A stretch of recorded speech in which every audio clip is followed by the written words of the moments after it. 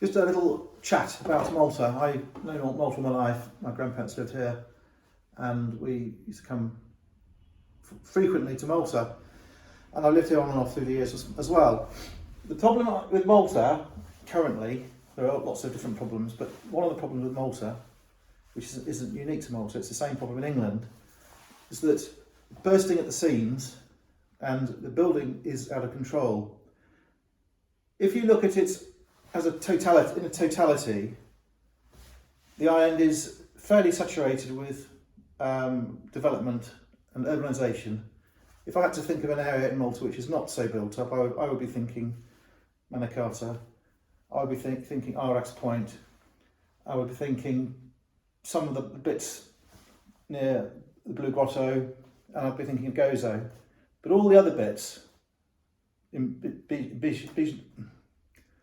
Bidnesia and around Imdina, are becoming urbanised. I remember looking across from the top of Imdina towards Valletta, and where you have the air ground to Cali, it was green and there were farms.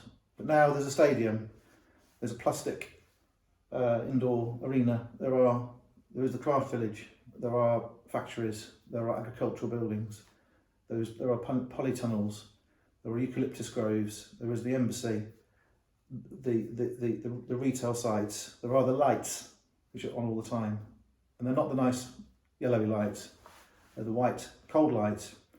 So that view is gone, and fundamentally the area between Imdina and Valletta is urbanised. You could try and say it's still countryside because there are farms there, but it's not countryside anymore.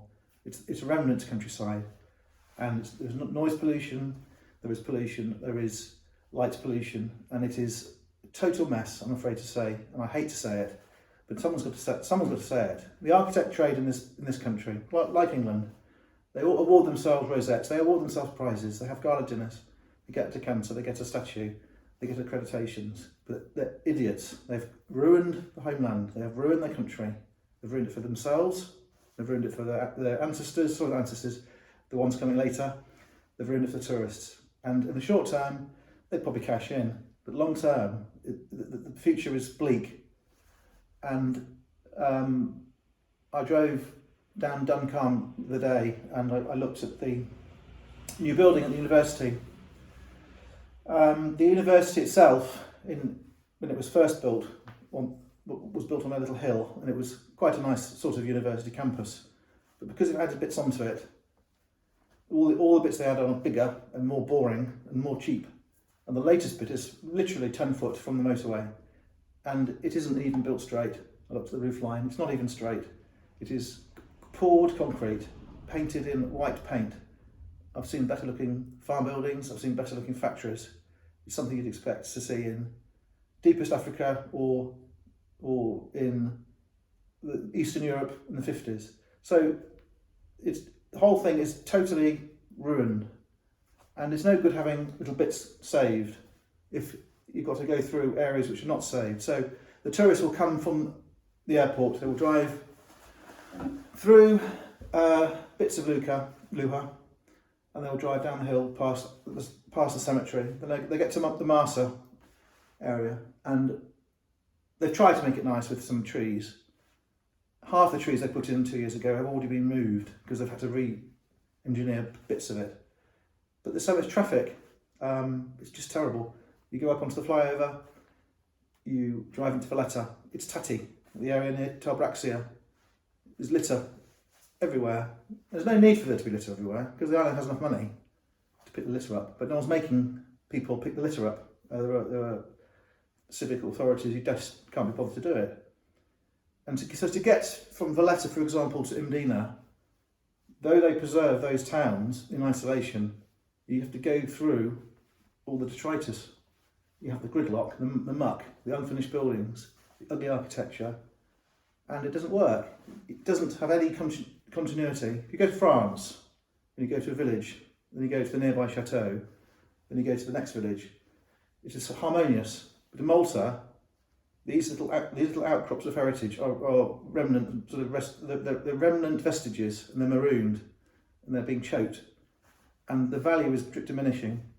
So there are problems here, which makes me sad actually. And I don't trust the architect trade. They've built some shockers. The worst offender perhaps was the Excelsior Hotel, and since then you have Hay Wharf, which doesn't look good. There's a beautiful quayside, which probably ought to be a road, because it would be another way into Valletta, but there is the stupid grey building there. And if you look around, in Paolo there is the poo-coloured towers, there is the Mercury Tower, which is twisted. It's a copy of the trade centre.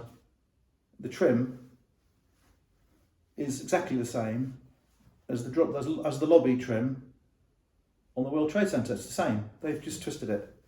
So yes, it's a very special London architect, but it's no good. Take my word for it. It's built on top of Mercury House and it's squatting on top of it. So the feng shui is all wrong. It's horrible. So everywhere you go, there are these problems.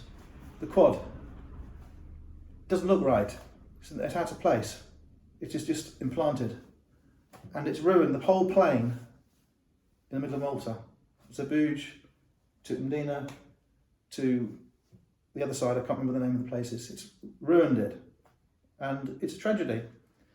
And the traffic, the people, the mistakes, they're making more mistakes now than they were 30, 40 years ago. And the notion in Malta about what is Maltese architecture is troubled. Valletta is not Maltese architecture. It's French architecture. And it's European architecture.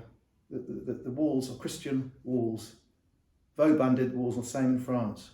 There were walls like that in the Middle East before Valletta built them. The auberges and the avenues, the auberges in Valletta and the palaces are Baroque palaces that you get in France or other places. It's not Maltese architecture. You could say the balconies are Maltese, you could say the niches are Maltese, you could say the bellied windows are Maltese. It's not really Maltese. So Malta needs to have an examination of its identity when it comes to architecture. What does it want to do? Where does it want to go? At the moment it's going backwards and it's knocking down all these beautiful little townhouses. It's concreting over gardens. There are the pencil buildings which look ridiculous. They look laughable. And the government rubber stamps it and they let these people build these things. And it's a disgrace. So I don't like Maltese architects at all. I think they're despicable. I think what they've done to their island is disgraceful. I was in Palencia 2 years ago, Porto Palencia in Spain, and everybody building in Malta, every architect and planner should be made to sit on a bench in Palencia, and they will see that there is a harmony. The houses and hotels are 2 or 3 stories high. There are trees. There is a beautiful, calm mood there. And what they're doing to Malta is totally the opposite. Okay, thank you.